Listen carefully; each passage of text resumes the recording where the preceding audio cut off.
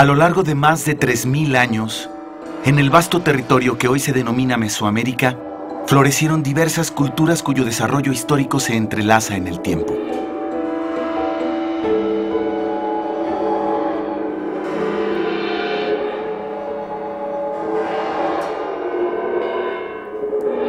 Estas culturas tuvieron como identidad y semejanza un profundo sentido de la vida espiritual.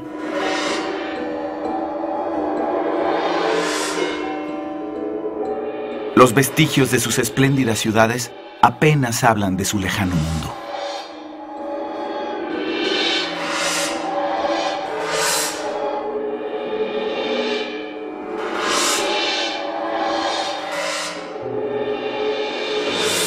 Entre los siglos XIV y XVI, los mexicas dominaron prácticamente toda la región desde su ciudad capital, la Gran México Tenochtitlan.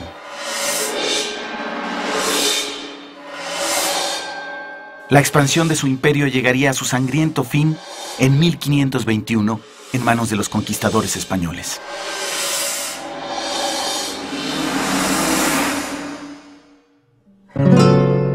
Desde los primeros envíos del Nuevo Mundo a España y a otros puntos del mundo, los barcos transportaban enormes riquezas cargados con grandes tesoros de oro y plata. En las listas de embarque de diversos navíos, también se describen en sus inventarios una gran diversidad de productos y objetos considerados exóticos.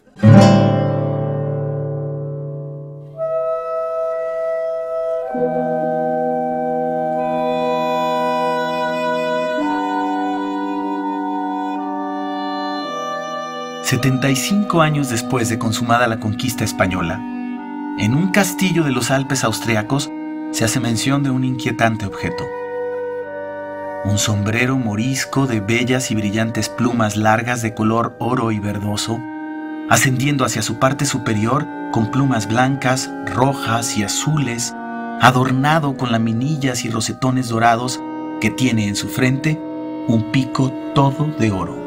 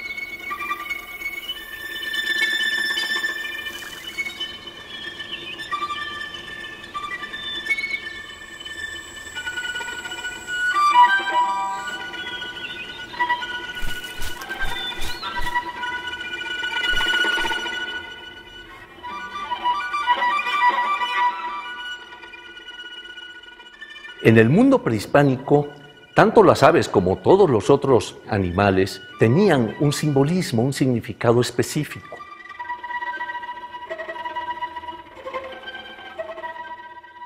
La importancia de las aves y sobre todo de su plumaje lo podemos observar en diferentes culturas mesoamericanas.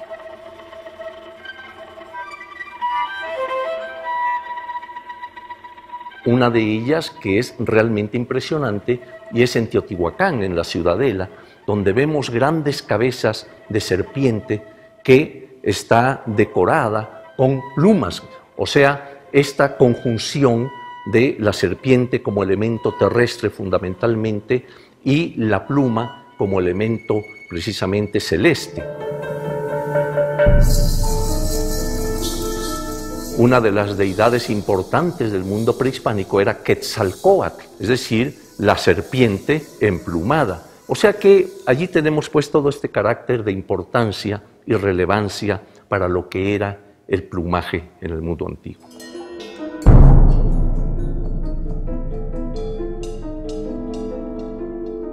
tendríamos que pensar que la pluma se convierte así en uno de los elementos más importantes para el simbolismo religioso y para el simbolismo de autoridad.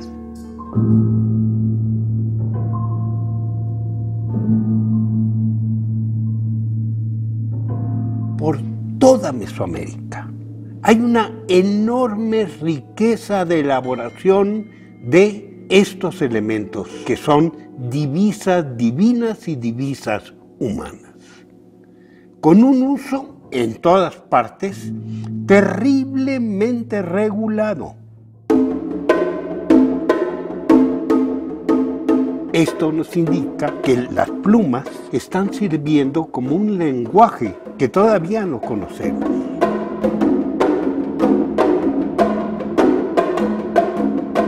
En todo el arte mural teotihuacano existe una gran cantidad de símbolos en que no es estrictamente lo que está indicándonos la figura. Por ejemplo, un animal puede ser un dios representado así, o una nahualización del dios, porque también los dioses entraban en los animales, y también caracterizado por un tipo de divisas, que puede ser un penacho.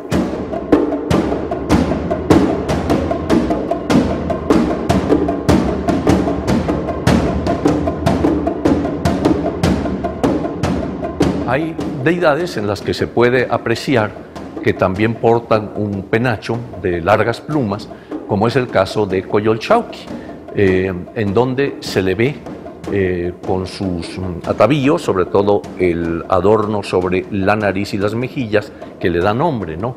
Y porta este penacho. Esto está indicando tanto su categoría como deidad, pero además como una deidad belicosa. Coyolxauhqui es una mujer, es la luna que va a entrar en combate contra el sol, contra Huitzilopochtli. Entonces, pues, ella tiene este atavío como parte de sus atributos, ¿no? Porque en general, en la figura muy conocida de ella, vemos que está prácticamente desnuda, solamente porta un pequeño cinturón con una calavera en la parte posterior, pero el único elemento que trae como adorno, aparte de sus ajorcas, sus pulseras, etcétera, y sus orejeras, desde luego, es este penacho también de grandes dimensiones.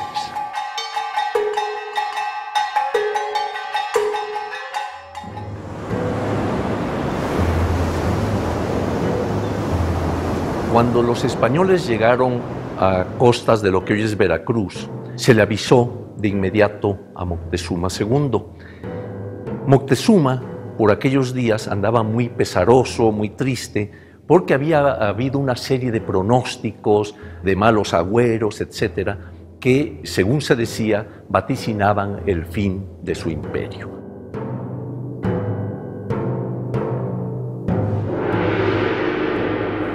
Siempre se ha dicho que se vio en Cortés a Quetzalcóatl.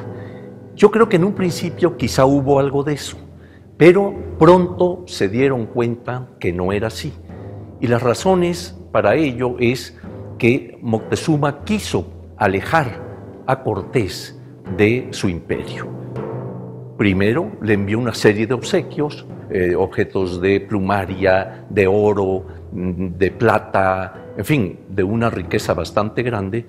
Y entre esos objetos hay uno que llama la atención porque Cortés lo refiere en su primera carta de relación como un tocado que se colocaba en la cabeza, inclusive dice, y hace un relato de algunos de los objetos que forman parte de esta pieza.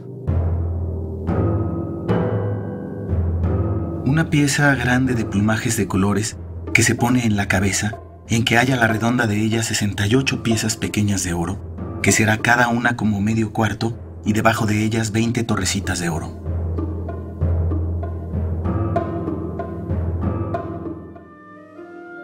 A lo largo de la colonia, los objetos elaborados con plumas que llegan de la Nueva España a Europa son numerosos.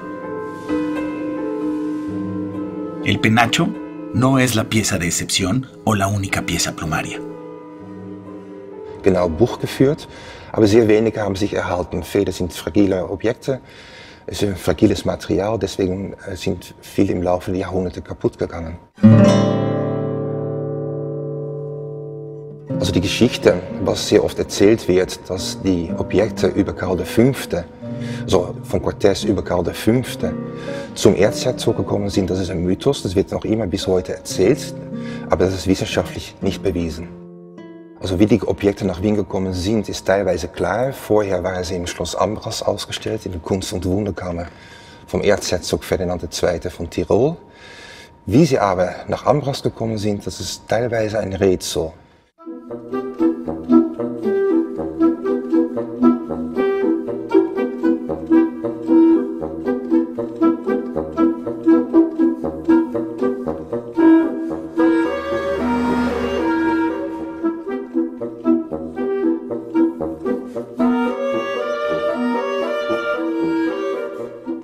Wir befinden uns hier in der Kunstkammer Wien im Kunsthistorischen Museum. In diesem Saal sind Objekte ausgestellt, die aus der legendären Kunst- und Wunderkammer von Ferdinand von Tirol stammen, die er im späten 16. Jahrhundert dort ursprünglich eingerichtet hatte.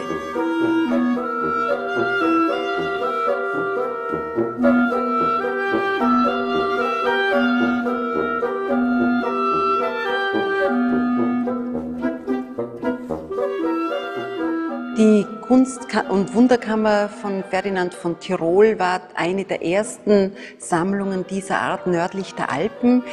Ferdinand von Tirol hat seine wunderbare Sammlung in Schloss Ambras bei Innsbruck eingerichtet und es war ihm ein Bedürfnis, dort alle Wunder dieser Welt. Der Federkopfschmuck, den Ferdinand aus einer süddeutschen Kunst- und Wunderkammer erworben hatte, war bei ihm eines von vielen Objekten, von den sogenannten mörischen Objekten. Allerdings hat die Federkrone für ihn, als er sie gekauft hat, eine besondere Bedeutung gehabt und war dort in einem dieser berühmten Schränke aufbewahrt. Allerdings über die Jahrhunderte hat insgesamt die Ambrasser Sammlung weniger Aufmerksamkeit erfahren. Kaiser Rudolf II. Hat sie ja nach dem Tod von Ferdinand von Tirol gekauft, allerdings in situ belassen. Und dort ist eben auch der Federkopfschmuck für sehr lange Zeit geblieben. Und diese eher unbeachtete Existenz in Schloss Ambras hat wahrscheinlich auch dazu geführt, dass der Federkopfschmuck heute noch erhalten ist. Das erste Mal, dass wir von der Federkopfschmuck erfahren, ist eigentlich aus einem Inventar in Schloss Ambras. Das wurde 1596 verfasst, das ist einem Jahr nach dem Tod des Erzherzogs. Dann wurde eigentlich seine ganze Sammlung inventarisiert. Und in dieser Inventarliste wird der Federkopfschmuck und auch die anderen mexikanischen Federarbeiten in Schloss Ambras zum ersten Mal erwähnt. Als der Federkopfschmuck in Ambras war, ab 1596, vielleicht auch 1590, gehörte zu diesem Federkopfschmuck noch ein goldener Schnabel. Also der Kopfschmuck hat irgendwie den Eindruck vermittelt, dass ein Vogel dargestellt wurde. Dieser goldene Schnabel leider verschwindet aus dem Ambrasser Inventar im Laufe des 18. Jahrhunderts. Also irgendjemand hat diesen goldenen Schnabel, wegen irgendwelchen Grund entfernt, wahrscheinlich umgeschmolzen. Neben dem Federkopfschmuck gibt es noch einige Federarbeiten in der Sammlung des Museums für Völkerkunde in Wien, unter anderem ein Federschild. Der Hintergrund eigentlich sind rote Federn und darauf ist ein Tier in blauer Feder dargestellt. Lo que estamos viendo es un cánido sobre un campo rojo y el cánido está cubierto de plumas. El hecho de tener plumas se está vinculando a lo divino. El hecho de ser un animal azul lo vincula al fuego. El hecho de tener una voz, una expresión que está formada por los dos elementos que indican guerra, la corriente de agua, la corriente de fuego, y el campo rojo pudiera ser referente a algún elemento bélico, sangre, guerra, fuego. Es probable, yo no aseguro, que ese bellísimo escudo, ese chimal de plumas, represente simplemente un símbolo del Dios del Fuego haciendo la guerra. Also das sind seine Ausarbeitung komplexeste, aber gleichzeitig auch spannendste Federobjekt, das ich in meiner Funktion als Konservatorin untersuchen und konservieren konnte, war mit Sicherheit der Federschild der Cimali, der sich heute im Weltmuseum Wien befindet. Also dieses Objekt, das mit dieser Qualität dann vor einem liegt, ist im Prinzip bedeutet im Prinzip dann ein Eintauchen in eine neue Welt, im doppelten Sinn des Wortes. Man hat eine Materialvielfalt, man hat eine Pracht an Federn, die mit einer Sorgfalt ausgewählt waren. Sicherlich nur die besten Exemplare, die besten Materialien hat man hier verarbeitet. Und man hat dann, wenn man dann sich das Objekt genauer betrachtet, eigentlich bekommt man dann einen Eindruck von der Meisterschaft und einfach von dieser Beherrschung dieses Handwerks.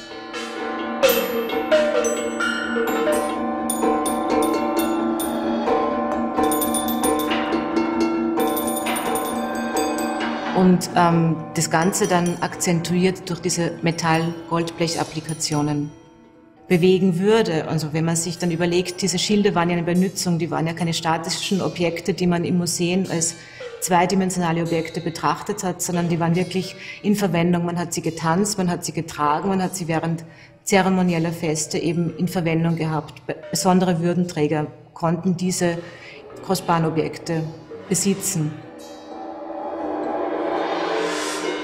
Estos chimalis o rodelas, el chimali significa un escudo redondo, se utilizaron no solo en la guerra en la época prehispánica, se utilizaron mucho en la colonia, sobre todo en los primeros tiempos de la colonia. Obviamente son muchos de los mismos usos de los ejércitos que iban a todas partes con los españoles, incluso a coadyuvar en la conquista.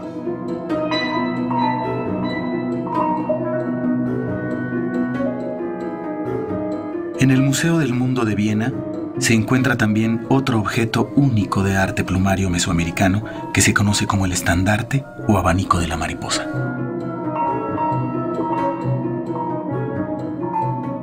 De Federfächer oder vielleicht eine Standarte stammt aus der Kolonialzeit, das ist nicht präkolumbisch, denn die Darstellung eines Schmetterlings im Zentrum ist nicht die Art und Weise, wie früher die Mexikaner Schmetterlinge dargestellt haben. Das ist eine Adaptierung eines europäischen Schmetterlings und deswegen wissen wir, dass es schon unter Einfluss und in der Zeit nach der Ankunft der Spanier dargestellt worden ist. Die Federkunst ist lange Zeit im 16. Jahrhundert weitergeführt worden.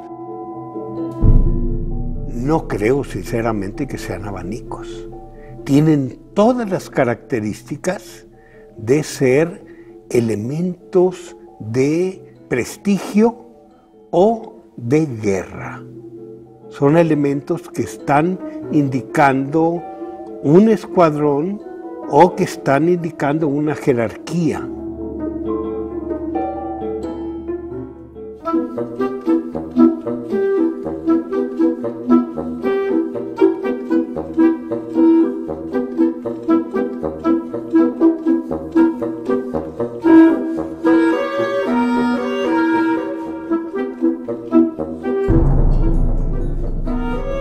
En Alemania, en el Museo Regional de Stuttgart, se encuentran 2 escudos de mosaico de plumas. Estos no tienen aplicaciones de oro. Also sie sind für uns von ganz zentraler Bedeutung. Einerseits wegen ihrer Singularität. Es gibt ja nur noch weltweit 4 und wir freuen uns, dass hier 2 so gut erhalten sind. Und sie zeigen eben sehr gut, wie man versucht hat, diese Exotika aus der neuen Welt in die Kunstsammlungen und in die Wunderkammern aufzunehmen, um eben diese exotischen, fremden Kulturen auch zu belegen und darzustellen. Erwähnt wurden sie schriftlich in einem Miniaturzyklus, der 1599 angefertigt wurde und ein Festzug der Königin Amerika hier in Stuttgart anlässlich der Fastnachtsfeierlichkeiten durchgeführt wurden. Da sind sie abgebildet, aber sie sind nicht ausführlich beschrieben. Erwähnt werden sie dann erst 1809 im Inventar. Von der Vorderseite würde ich sagen, dass sie im Vergleich mit der frühen Darstellung eben noch so in diesem Zustand erhalten sind. Die Farben haben sich an manchen Stellen sicherlich geändert, aber was auf der Rückseite eventuell fehlt, das wissen wir nicht. Die Federschilde wurden 1809 erstmals im Inventar der Kunstkammer erwähnt.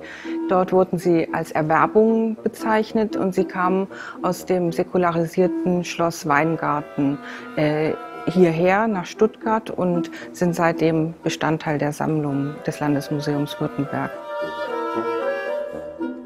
Nicht direkt, aber wir haben Rechnungen und auch Tagebuchaufzeichnungen, die belegen, dass schon früher um 1600, 1602 und 1607 immer wieder indianische Objekte hier nach Stuttgart gekommen sind, um in die Wunderkammer zu gelangen. Das waren indianische Dinge, teilweise auch indianische Kleidung mit Federn, so wurde es dann beschrieben.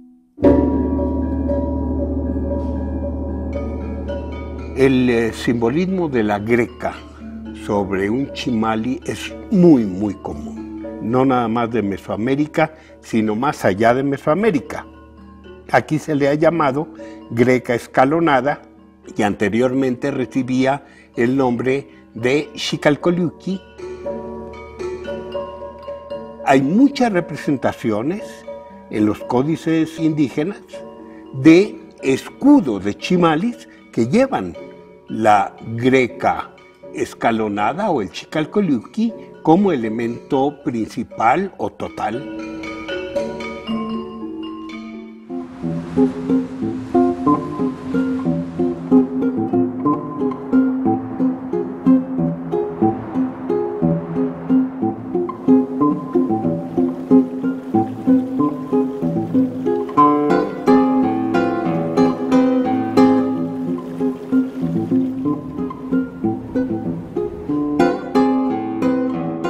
En 1864, Maximiliano de Habsburgo llega a México y trae consigo un escudo que se considera único en su género por estar cubierto con pieles de felinos en combinación con mosaico y plumas atadas. Desde entonces, este objeto se encuentra en las colecciones del Castillo de Chapultepec, actual Museo Nacional de Historia. Una pieza muy importante que se llama Quetzalcoatl-Yochimali, que es un escudo de época prehispánica, muy probablemente de contacto con los europeos. Está en esta caja que se diseñó ex professo tanto para su exhibición como para su conservación. Está en un estado de deterioro bastante avanzado, aunque está estable. Se hicieron en algún momento estudios respecto a la identificación de los materiales constitutivos y bueno, se sabe que tiene piel de jaguar, en las lunas piel de ocelote. Las plumas de colores son de loro y algunos restos de plumas de águila, y se sabe que estas plumas de los adornos son de colibrí. Tenía como soporte intermedio un textil, bueno, tiene todavía. Es una pieza muy importante y bueno, a pesar del estado en que se encuentra, pues está bastante estable y es todo un logro que todavía exista para nuestras épocas, ¿no?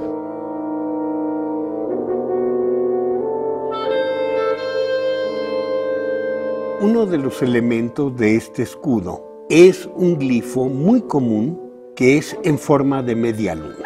Esta media luna es muy utilizada en toda la geografía mesoamericana. Hay un adorno que se llama Yacametzli, quiere decir nariguera lunar, que es el que va designando a la diosa de la luna o a los dioses lunares.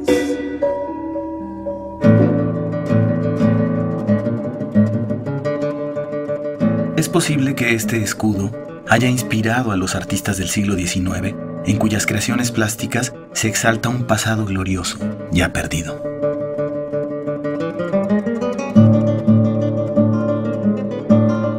En las primeras décadas de México como país, las románticas ideas del lejano mundo prehispánico se convierten en orgullosos emblemas de una nación antigua y moderna que ha permanecido latente a lo largo del tiempo.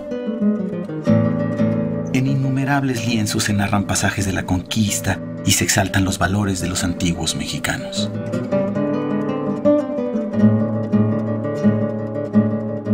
En esculturas se plasman los símbolos de la ancestral cultura, particularmente aquellos de los que se tiene referencia, como los vestigios arquitectónicos de las majestuosas pirámides y ciudades mesoamericanas.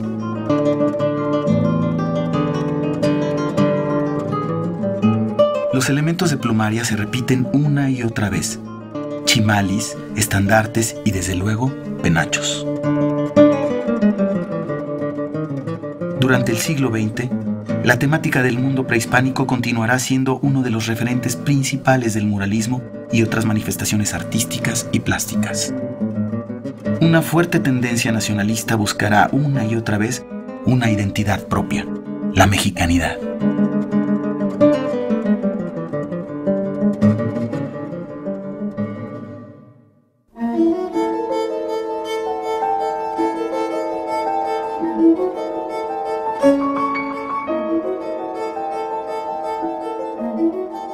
En el Museo Nacional de Antropología se encuentra lo que se cree fue el centro de un chimali, ya que hay evidencias de que fue cortado. Está elaborado con la técnica de mosaico de plumas. Mide poco más de 20 centímetros de diámetro.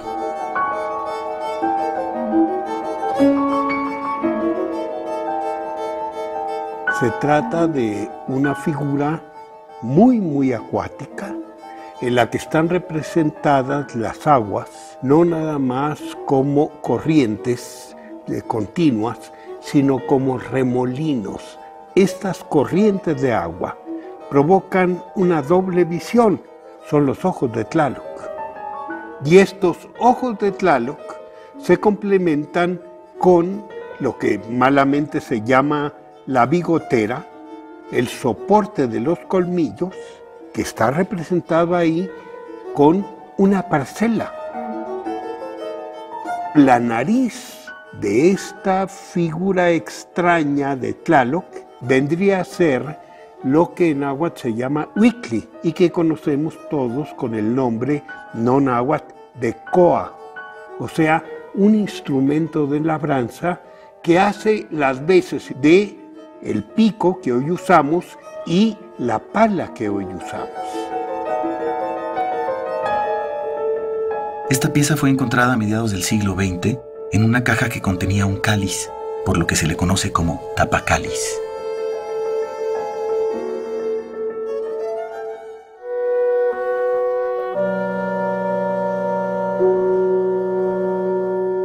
En la década de los años 40 del siglo XX, durante la construcción de edificios en los terrenos de lo que fue el recinto sagrado de Tenochtitlan, múltiples objetos de gran valor fueron rescatados.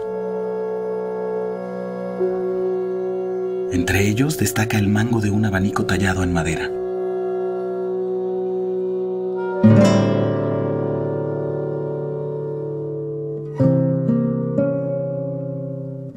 Desde el pasado prehispánico, el estado de Michoacán se destaca por su producción de arte plumario.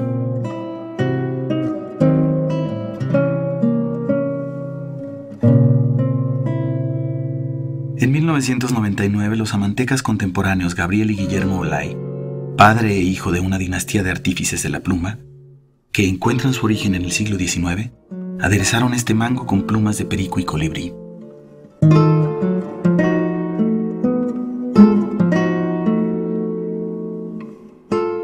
Se siguen los mismos pasos, la misma tradición que puedo asegurar que la escuela tolteca, que pasa a ser después la azteca, sigo yo haciendo exactamente lo mismo que hacían ellos, ¿sí? Han cambiado los materiales. Ellos cortaban con obsidiana, yo corto con tijeras. Ellos utilizaban de pegamento el zacutle, yo utilizo la cera de Campeche, ¿sí? Creo que es lo que básicamente se ha adecuado, se ha ubicado, y yo creo que mi bisabuelo desde hace más de 150 años utilizaba cera de Campeche.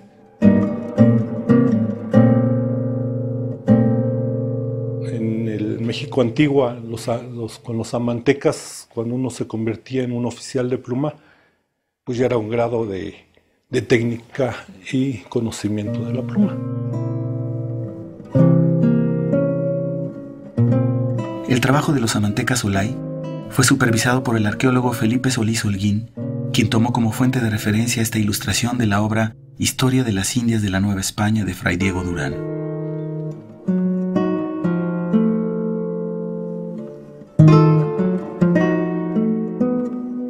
La pieza se exhibe en el Museo Nacional de Antropología.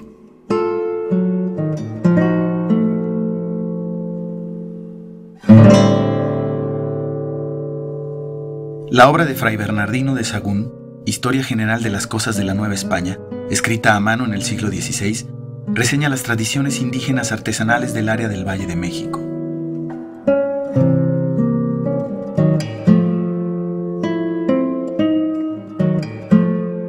En el libro 9, las descripciones e ilustraciones plasman el complejo y minucioso trabajo de los amantecas, diestros artífices que dominaban el arte de la plumaria.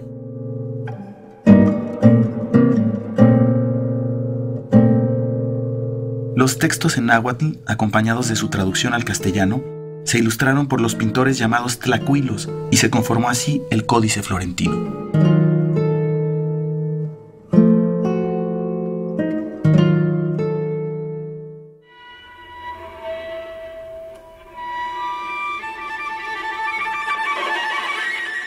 En el Museo Nacional de Antropología se exhibe la reproducción del penacho que elaboró, entre los años de 1939 a 1940, el artista Francisco Moctezuma. Basándose solamente en algunas referencias y descripciones del penacho de Viena, el amanteca logró una pieza de gran similitud al original, tanto en la cantidad de elementos que lo componen como en sus dimensiones.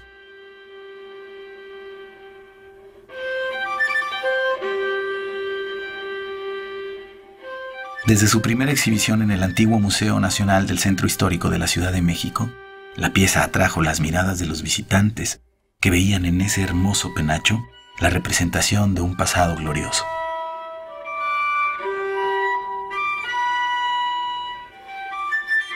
Si bien las técnicas de su manufactura difieren, el resultado es igualmente espectacular, ya que se utilizaron plumas de quetzal y las aplicaciones metálicas, al igual que el original, también son de oro.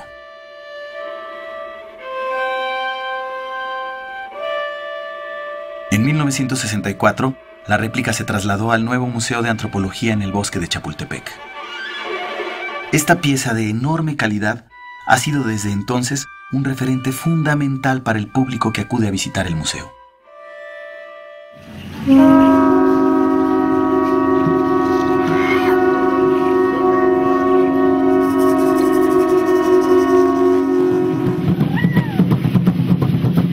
La tradición del arte plumario continúa vigente.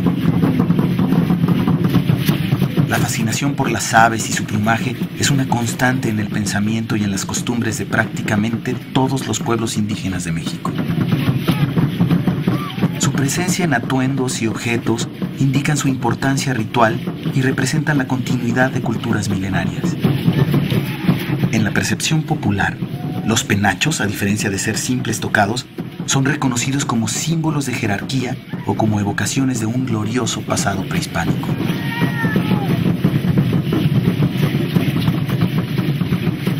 El penacho se ha convertido en una especie de símbolo para un buen número de mexicanos. Es decir, se ha estado solicitando, inclusive el gobierno mexicano solicitó en algún momento a Austria que se regresara a México. Y ven en él muchas gentes, digamos, ese símbolo del mundo prehispánico.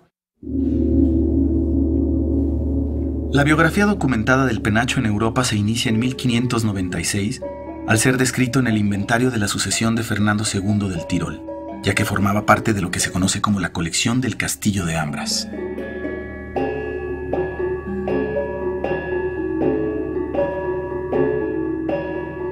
Parte de esta colección, incluyendo el penacho, llega a Viena en 1806 y se expone después de 1814 en el Palacio del Belvedere Bajo, en donde permanecerá por más de 60 años.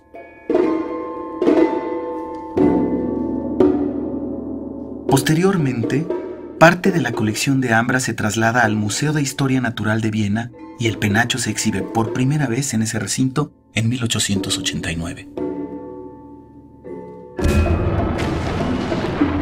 Al estallar la Primera Guerra Mundial, el Museo de Historia Natural cierra sus puertas y el penacho permanece resguardado en ese lugar.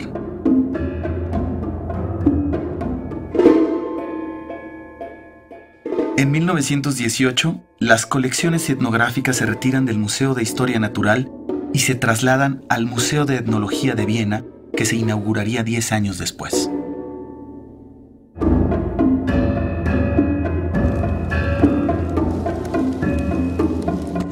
Durante la Segunda Guerra Mundial, el penacho, junto con otros objetos de singular valor, se resguardaron en Viena, en la Cámara del Tesoro del Banco Nacional Austriaco.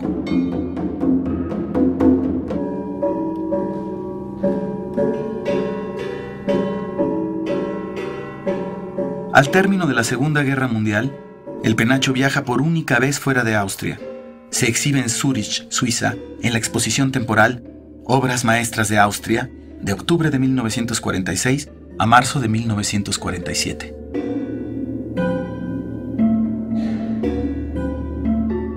Al término de la exposición, regresa al Museo de Etnología y desde entonces el penacho permanece en Viena.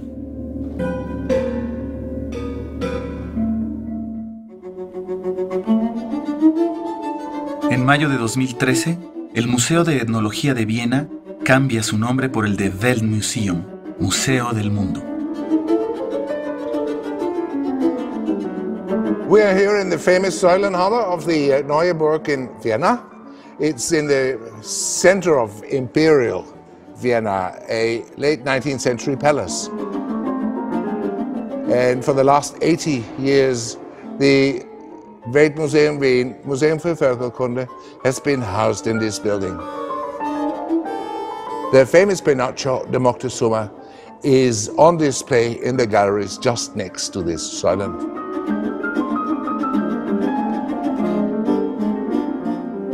Over the last few years, there was a fantastic research project of Mexican scholars and restorers and Austrian scholars and restorers in this museum, studying and restoring the Penacho de Moctezuma.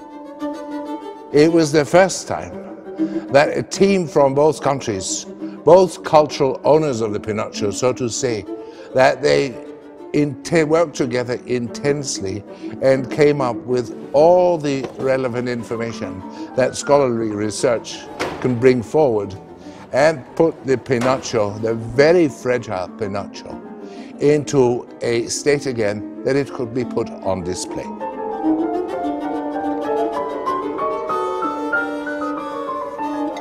El proyecto tuvo dos propósitos principales. El primero fue estudiar la pieza, por supuesto dada su importancia y en virtud de que no se había estudiado con las nuevas tecnologías, y el segundo, proponer un protocolo de conservación y restauración para ejecutarlo y finalmente que el penacho no solo se estabilizara, sino que contara con una nueva infraestructura museográfica que le permitiera prolongar su vida física. Se conformó un equipo binacional de expertos comisionados por ambas naciones en el que trabajamos arqueólogos, antropólogos, etnohistoriadores, ingenieros, químicos, conservadores. Also ja, in seiner mehr als 500-jährigen Geschichte haben verschiedene Faktoren auf den Federkopfschmuck eingewirkt und ihn natürlich mit der Zeit maßgeblich verändert. Die erste Herangehensweise an das Objekt war, glaube ich, mit das Interessanteste. Vor allem war es natürlich auch spannend, diese vielschichtige oder komplizierte Herstellungstechnik genau zu untersuchen und herauszufinden, wie das Objekt zusammengesetzt ist, weil es ja doch, wenn man es betrachtet, genau so gestaltet ist, dass man auf den ersten Blick eben nicht sieht, wie die einzelnen Materialien miteinander zusammenhängen. Die verschiedenen Faktoren, die das Objekt beeinflusst haben, sind natürlich einmal die natürliche Materialalterung. Das betrifft natürlich die organischen Materialien viel mehr als die anorganischen. Wir haben es ja hier mit einem Kompositobjekt zu tun, was einen ziemlich komplizierten Aufbau oder eine ziemlich komplizierte technische Verarbeitung erfahren hat für die Herstellung. Und als zweiten großen Faktor kann man die klimatischen Schwankungen nennen, die das Objekt erfahren hat, zum Beispiel Änderungen in der relativen Feuchte, in der Temperatur und eben auch in den Lichtverhältnissen. Als dritten großen Faktor, den man auch sofort, wenn man das Objekt etwas näher betrachtet, der einem sofort ins Auge fällt, ein ehemaliger Befall mit Insekten und die heute sichtbaren Schäden. Und das bedeutet eben, dass jetzt zum Beispiel im Fall für die grünen langen Federn natürlich die Substanz stark geschädigt wurde durch Insektenfraß. Das heißt, wir haben halt heute sehr viele Fehlstellen in den Federschäften, in den Federfahnen und eben auch in der Feinstruktur. Und das führt natürlich zu einer erhöhten Bruchanfälligkeit des Materials, also des Federmaterials in dem Falle, und destabilisiert das ganze Objekt von Grund herauf. Also wir haben einerseits erstmal eine Reinigung aller Oberflächen ausgeführt, und zwar zunächst den lose aufsitzenden Staub entfernt mit einem Mikrofeinstaubsauger mit HEPA-Filter. Die Metalloberflächen wurden alle gereinigt. Die Reinigung hat sich natürlich hauptsächlich auf die Vorderseite konzentriert. An der Rückseite haben wir nur partiell reinigen können, in den Bereichen, in denen wir eben stabilisierende Eingriffe vorgenommen haben. Genau, dann komme ich gleich zu den stabilisierenden Eingriffen.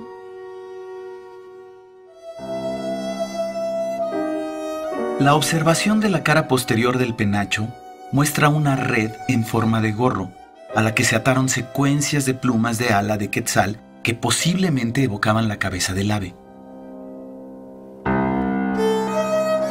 Durante los procesos de conservación y restauración, fue inevitable detectar todas las huellas que no corresponden a la manufactura original del penacho. Se precisó qué elementos corresponden a la tecnología del siglo XVI y cuáles fueron incorporados en las diferentes restauraciones. Si bien el penacho ha sufrido una serie de intervenciones, ninguna tan importante y tan representativa como la que se hizo en 1878.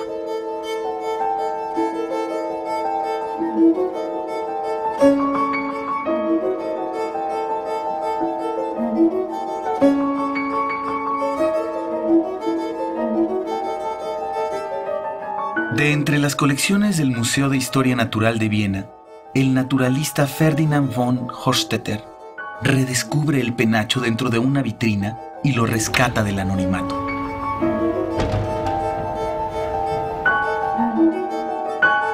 Basándose en códices prehispánicos, este investigador deduce que se trata de un estandarte y se inicia una drástica restauración que marcó la condición física del penacho para siempre.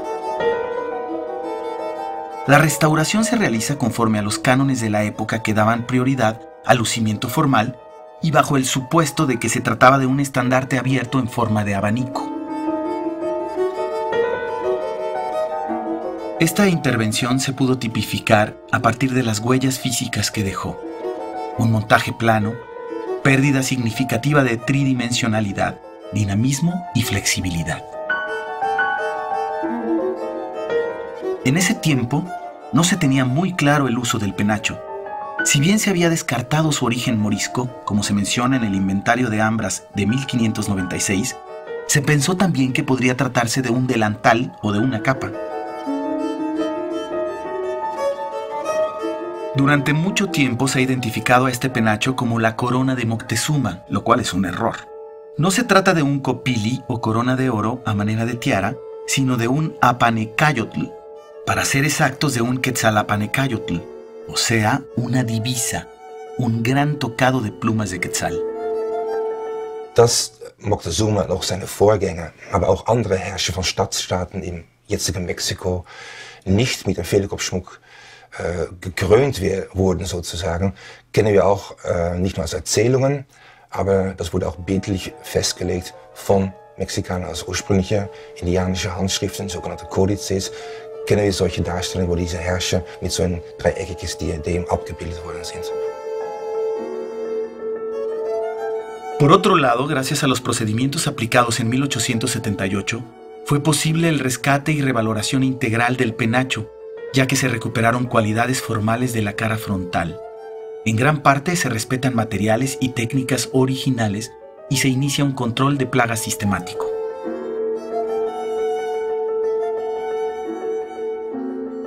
Todas las áreas azules, incluida la primera banda o diadema, corresponden a pellejos de pájaro martín pescador que se colocaron en 1878. Este procedimiento se aplicó para cubrir los restos de plumas originales que habían sido destruidos casi en su totalidad por infestación de insectos. En estas fotografías de microscopio se pueden apreciar fragmentos del mosaico original de plumas azules de ave Cotinga amabilis, que aún perduran debajo de los pellejos del martín pescador.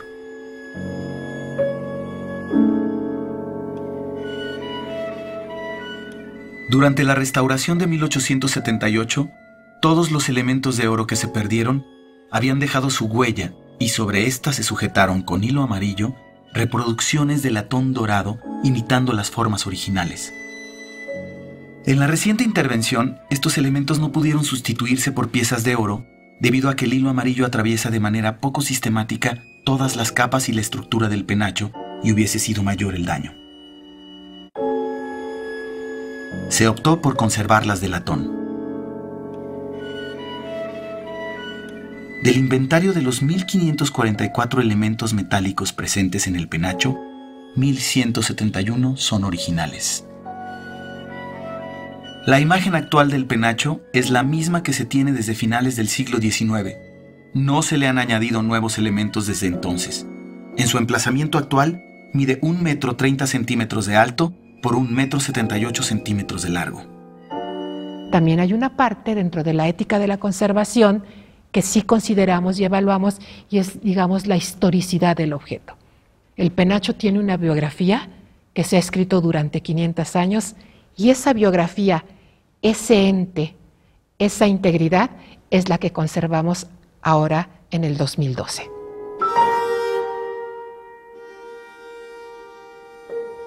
Con el apoyo de los rayos X, de la microscopía electrónica y de otras técnicas de investigación, logramos no solo conocer las técnicas de la manufactura original y detectar las intervenciones.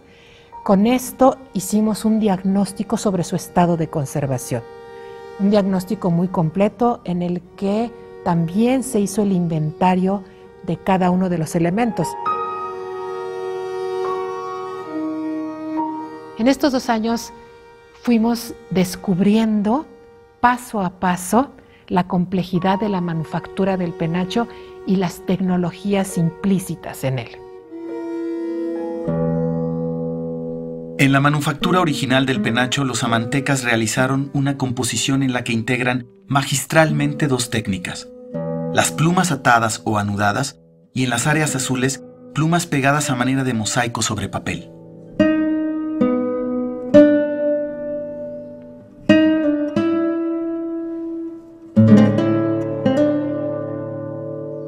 Para que los amantecas, artífices plumarios, pudieran tener a la mano lo necesario y crear esta valiosa pieza, otros artesanos tuvieron que preparar con antelación una serie de materiales. 2 clases de papeles finos elaborados con fibras de agave y algodón, palos y varillas con características específicas, fibras e hilos de agave y algodón con diversidad de largos, torsiones e hilados.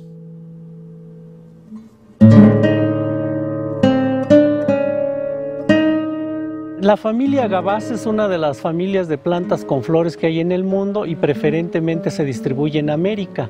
En México tenemos el 75% de las especies que hay a nivel mundial, es decir, de las 200 que crecen en todo el mundo, 150 están en nuestro país, 119 son endémicas. Entonces México es el país de los magueyes, podemos llamarlo así, puesto que aquí se originaron, aquí se diversificaron y también presentan sus mayores usos. En el penacho de Moctezuma se han encontrado hilos de agave como estos, por lo menos en 3 partes, ya sea alrededor de las plumas, alrededor de los soportes, etc. Y entonces son hilos de diferentes grosores, seguramente de este tipo. Y los hilos que se llegaron a utilizar muchísimo en la época prehispánica fueron aquellos que se sacaban de agave salmiana, porque nos daban gran plasticidad. Podíamos tener hilos desde muy suaves hasta hilos duros, vastos, y son fibras muy largas. Entonces seguramente hilos como de este tipo, estos hilos que están aquí son precisamente de agave salmiana, y que sean posiblemente los hilos que están en el penacho de Moctezuma, que en la época prehispánica se explotaban para muchas cosas por diferentes etnias, no solo los nahuas, sino también los ñañús, los mixtecos, los zapotecos. De hecho, la mayoría de las etnias del centro de México los utilizaban con diferentes fines. La precisión de las manos que hicieron nudos simples y simétricos dio como resultado 2 redes con una retícula fija sorprendentemente uniforme. La primera red tiene forma de abanico y la segunda es trapezoidal. Para abarcar la superficie deseada, ambas redes se unieron sobreponiéndose en uno de sus bordes. Como buenos conocedores de las propiedades de los materiales, los amantecas fortalecieron una serie de varillas envolviéndolas totalmente con fibras de agave y posiblemente las adhirieron con pegamentos de origen vegetal provenientes de orquídeas. Este adhesivo se conoce con el nombre de Sautli.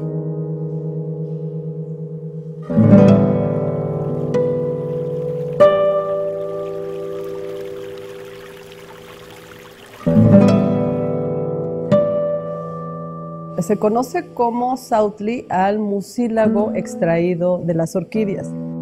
El Sautli es un polisacárido, es decir, que está compuesto de azúcares. Y cada especie, lo que sí hemos visto es que cada especie tiene azúcares diferentes y eso le da ciertas propiedades, nada más.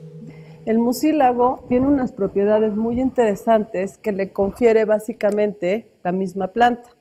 La orquídea, desde que nace, necesita de varios nutrientes y sobre todo de mucha humedad que ella almacena y que reserva. Cuando nosotros extraemos la película, la podemos obtener así o en polvo y después lo que nosotros hacemos es solamente rehidratarla. La película ya rehidratada se ve así y con esto se puede utilizar para adherir las plumas o para restaurar telas antiguas.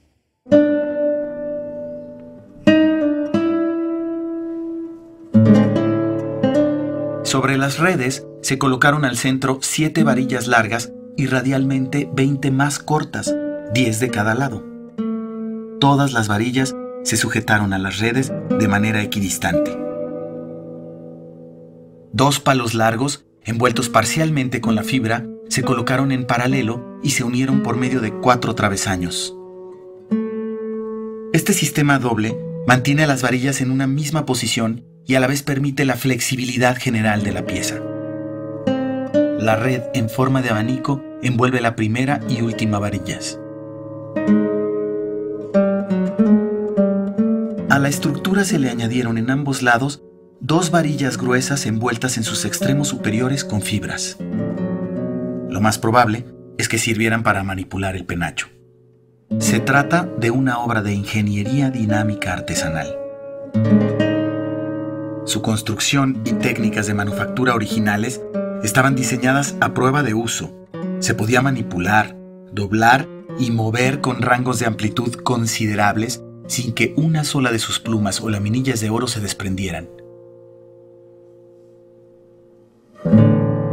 Las volátiles plumas, además de ser sumamente atractivas a la vista y al tacto, son bioestructuras que pueden ser resistentes y flexibles. 4 especies fueron las portadoras principales para la confección del famoso penacho. Hablaríamos como una primera instancia de Cotinga amabilis, que proporcionó este color azul turquesa y que tiene su garganta y vientre color púrpura. Menciono al macho porque de la hembra no hay evidencia de su presencia. La otra ave portadora de plumas, para darnos el color rojizo carmesí, es el de la espátula, Platalea ajaja, y es muy curioso mencionar que de las 5 especies que existen en el mundo, solo la que se distribuye en México presenta los colores rosados. Las demás son totalmente blancas. Luego los colores café terroso pudieron provenir particularmente del pájaro vaquero, o también conocido pájaro ardilla porque brinca de árbol en árbol buscando su alimento, y es Piaya cayana. Sus plumas de la cola larga, café canela, son las que están entrelazadas para formar las secuencias en las hileras de plumas del tocado, de las cuales descansan las plumas del quetzal, que en mi opinión fueron tomadas algunas de ellas del ala del quetzal y desde luego las largas caudales del macho. Fueron seleccionadas para formar los diferentes niveles que constituyen el tocado. Todas las plumas fueron cuidadosamente seleccionadas. Debían tener la longitud deseada y conservarse en buen estado. Eran tan preciadas como el oro, la turquesa o el jade.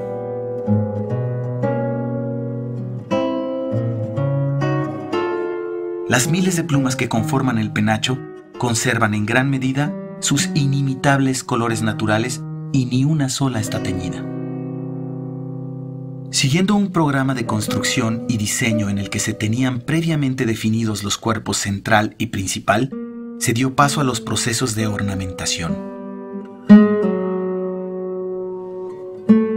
De manera ordenada y con el propósito de cubrir todo rastro de las técnicas de manufactura, los amantecas iniciaron la colocación de aproximadamente 500 plumas verdes largas, cobertoras caudales de quetzal macho, en los bordes superiores de las 2 redes. A diferentes alturas del cañón, estas plumas también se ataron unas con otras, dejando libre su porción distal y con ello permitiendo un movimiento coordinado que simula el vuelo del quetzal con todo su espectacular colorido, brillo e iridiscencia.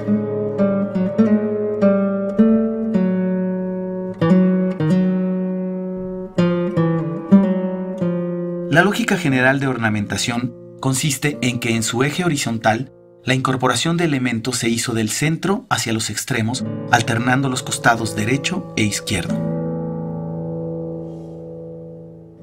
En su eje vertical, el trabajo se realizó de arriba hacia abajo, es decir, del exterior hacia el centro de la forma semicircular que tiene el penacho.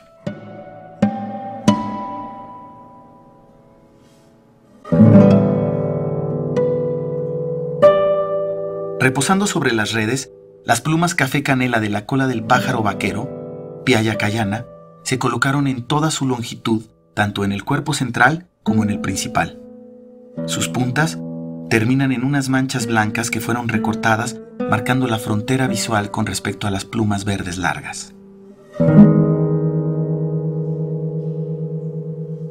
Es posible que en este momento se hayan cosido las 3 secuencias de discos de oro sobre las plumas caudales del pájaro vaquero.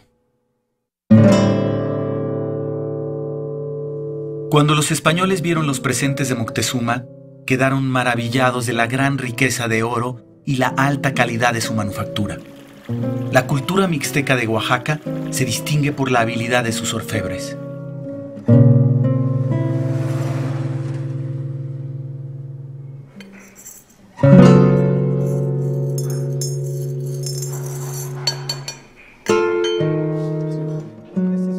Ellos utilizaban crisoles de cerámica, crisoles de barro. Al fundirse los metales alcanzan temperaturas muy altas. De tal manera manejaban las cerámicas que permitían que el metal se fundiera en esas cerámicas. Se ponían estas tierras que recogían de los ríos que contenían los metales, se ponían en estos recipientes, en estos de barro, y ayudados simplemente por la boca, por sopletes manuales y por orificios de entrada y salida de aire, permitían que de alguna manera se alcanzasen esas temperaturas para fundir los metales. En el caso del penacho, la técnica que se utilizó para elaborar esas piezas es el martillado. Es un martillado que básicamente adelgazaban la lámina a un grosor que les permitía hacer las figuras que ellos pensaban.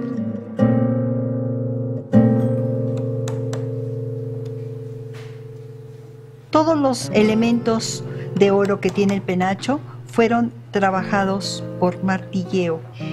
Las torrecillas que se arman, las plaquitas y todas las demás piezas, para reforzarlas tienen perforaciones que fueron cosidas con un hilo vegetal. He tenido la oportunidad de leer los análisis que se le hicieron al penacho original. El contenido de oro es muy alto, característica mesoamericana. El contenido es 85 de oro, 10 plata y 3 cobre.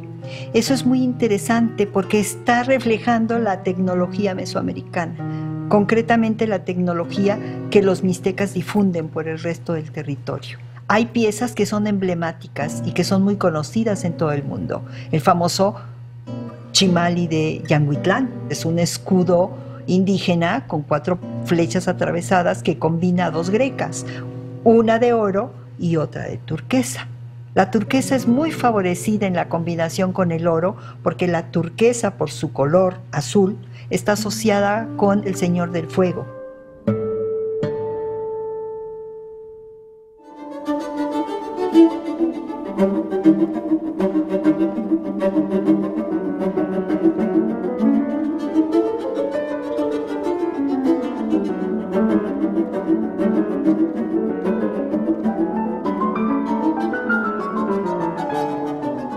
Das binationale Forschungsteam wollte den altmexikanischen Federkopfschmuck in allen Aspekten tiefgreifender arbeiten, sowohl was den historischen Befund anbelangt, die Provenienzgeschichte anbelangt, aber vor allem auch was den physischen Befund des Objektes anbelangt.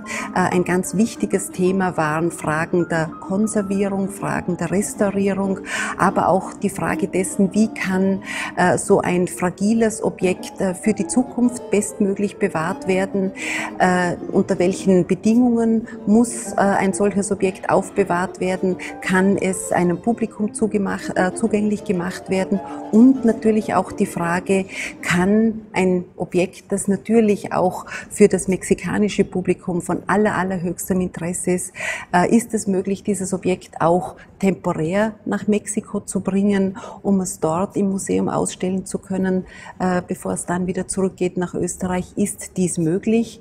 Und für den Fall, dass ein solcher Transport möglich wäre, haben wir dann natürlich auch schon gewusst, dass auf anderen Expertenebenen auch rechtliche und andere Fragen. No importa si es el penacho de Moctezuma o no es, no importa si salió por regalo, por robo o como haya sido, no importa nada de eso, donde esté un objeto que sea anterior a la llegada a la conquista española, vamos a estar ante un objeto que es patrimonio nacional. O sea, no por el hecho de que hayan salido, por decir así, vayan a perder ya su carácter de bienes patrimoniales mexicanos. Entonces, yo considero que siendo el penacho una prenda tan interesante, no solo desde el punto de vista, digamos, de la plumaria, sino que además son pocas de estas piezas que hay en general en el mundo. Entonces el penacho pues es una pieza, yo diría, única, pero lo más importante es que es patrimonio mexicano y de nadie más, conforme a la ley vigente. Sowohl Österreich als Mexiko haben irgendwie eine geteilte Verantwortlichkeit, um den Federkopfschmuck für die zukünftigen Generationen zu erhalten. Das Objekt ist sehr fragil, das wussten wir schon. Und nachdem sowohl mexikanische als auch österreichische Restauratoren den Federkopfschmuck gereinigt und stabilisiert und konserviert haben und es wiederum ausstellungsfähig war, wurde auch ganz genau nachgeschaut, ob es möglich ist, den Federkopfschmuck für eine Ausstellung nach Mexiko zu transportieren. Mexikanische Seiten haben dann auch einen Professor an der Technischen Universität beauftragt, eine Studie zu machen, ob ein Transport überhaupt möglich ist. Der Herr Professor kam zu der Schlussfolgerung, dass die Vibrationen in einem Flugzeug oder in einem LKW oder vielleicht sogar in einem Schiff einfach zu groß sind. Er ist nicht imstande, eine Konstruktion zu bauen, die alle Vibrationen aufheben. So wie es jetzt möglich ist mit einem ganz leichten Erdbeben, diese Vitrine kann diese Vibrationen kompensieren. Aber für einen wirklichen Transport muss so eine Konstruktion dermaßen groß sein, dass sie nicht in ein Flugzeug passt. Und die Schlussfolgerung vom Projekt, sowohl von mexikanischer Seite als auch von österreichischer Seite, ist, dass es heutzutage mit der jetzigen Stand der Technik einfach nicht ein Transport einfach nicht durchführbar ist.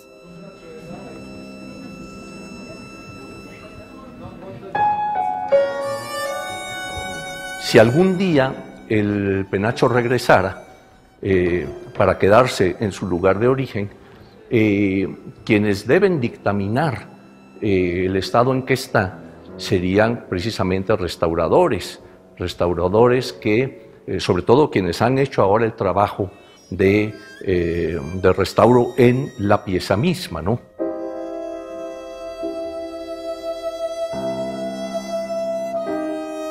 Con este diagnóstico, hoy sabemos que el penacho, de las 27 varillas finas que tiene 29 fracturas. De las 2 redes, una tiene grandes faltantes, tiene manchas, tiene escurrimientos, a tal grado que cuando con la pinza tocábamos, por ejemplo, una de las redes en el área manchada, prácticamente podemos decir que en la pinza se quedaba el pedazo de la fibra.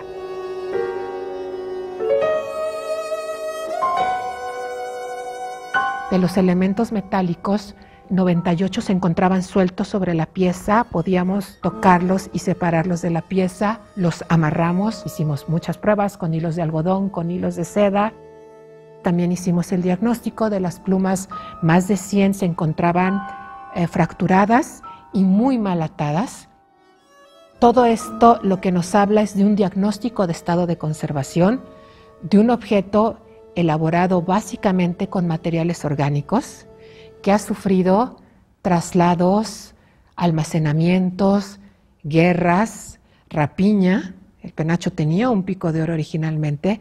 Ja, generell weist der Federkopfschmuck einen sehr fragilen Erhaltungszustand auf und das liegt natürlich einerseits an seinem Alter und andererseits an der fragilen Struktur von den gealterten Federn oder von dem kompletten gealterten organischen Material.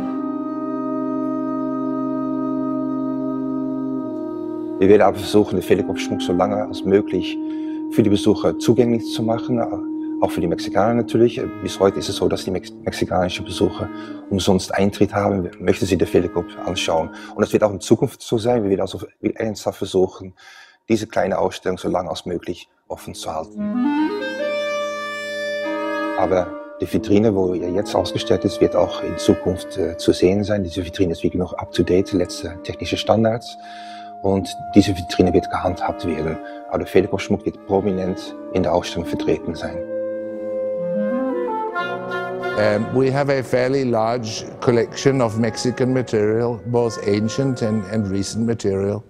And for us it's extremely important to tell the stories about Austria and Mexico with these collections in collaboration with our colleagues from Mexico.